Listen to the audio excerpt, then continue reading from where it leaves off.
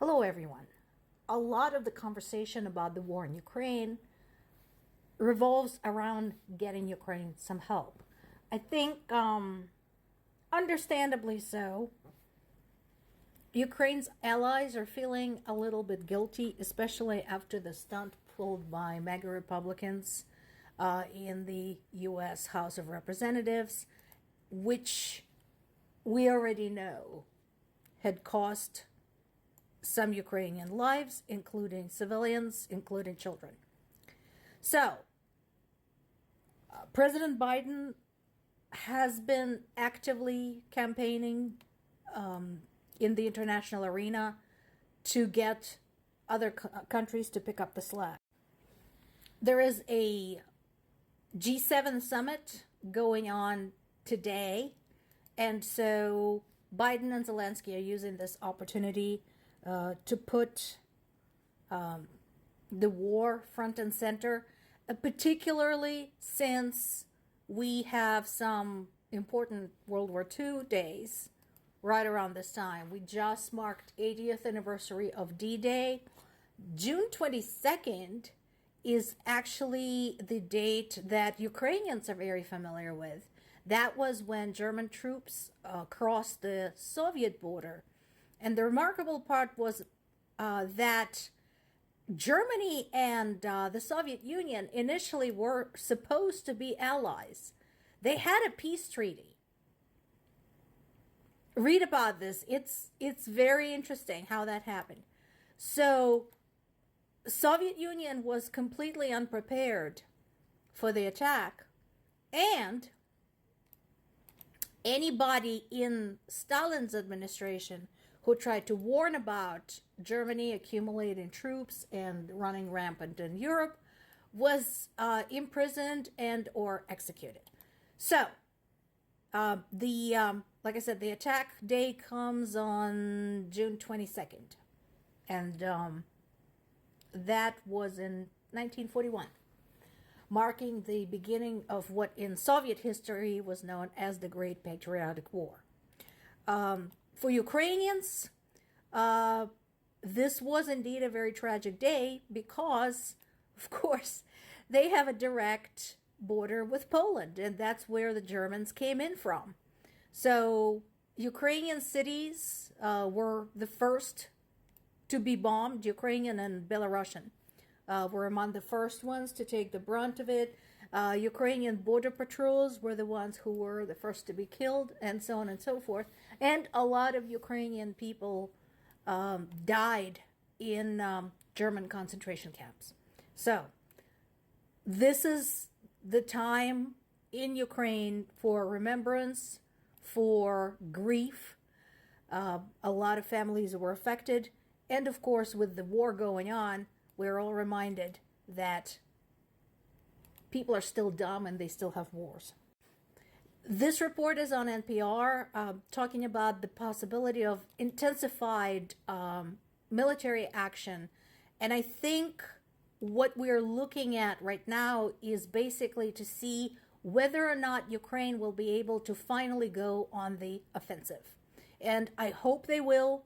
I hope that the new weapons and money provided to them by the allies will have that effect. 60 billion U.S. aid package is definitely making its way in. As I mentioned before, one of the biggest challenges was the piecemeal approach when delivering the aid, but you know what? We're not picky. We'll take it. And of course, whatever weapons our allies can spare, we'll take those too.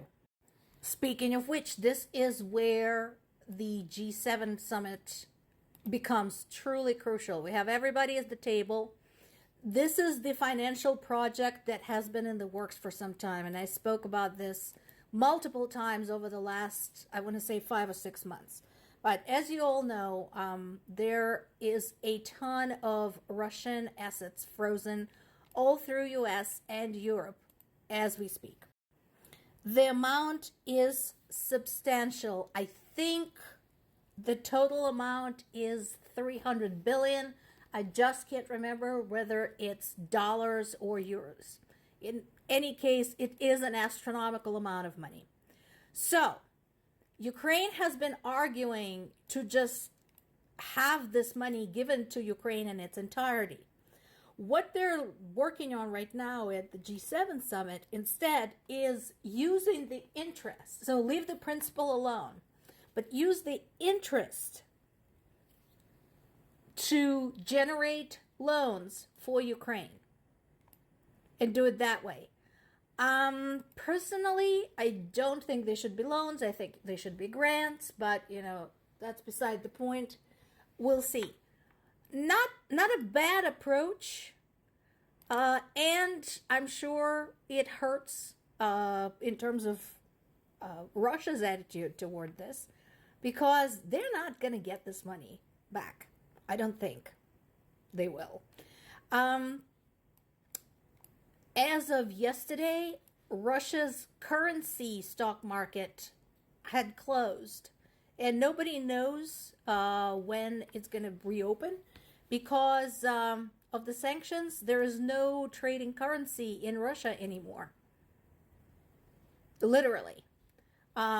This comes also on the heels of basically all of financial services that work with international money transfer closing up all of Russia's accounts and refusing to do any money transfers in and out of Russia.